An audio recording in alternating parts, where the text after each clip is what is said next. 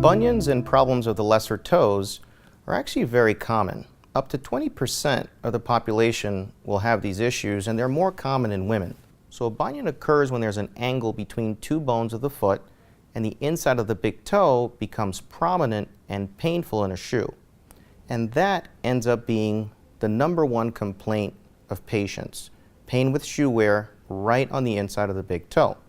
Genetics seems to be the #1 factor that determines whether someone will or won't have a bunion problem. For women, it becomes a particularly difficult problem because of the shoes that they wear. So fashion actually dictates whether bunions will create a problem for an individual.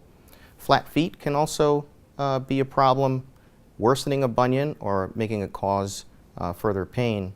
It's also very common to develop other deformities of the lesser toes, such as hammer toes, crossover toes, pain in the ball of the foot, also known as metatarsalgia, and that can also further cause issues with shoe wear.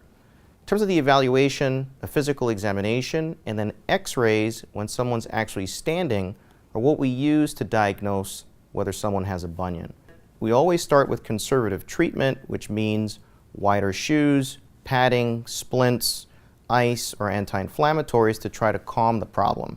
Surgery is always the last resort, and there's a large number of procedures. In fact, over 80 have been described to fix bunions, and that treatment will need to be individualized. If these are the symptoms a particular patient is experiencing, I would recommend an evaluation by a board-certified orthopedic foot and ankle specialist.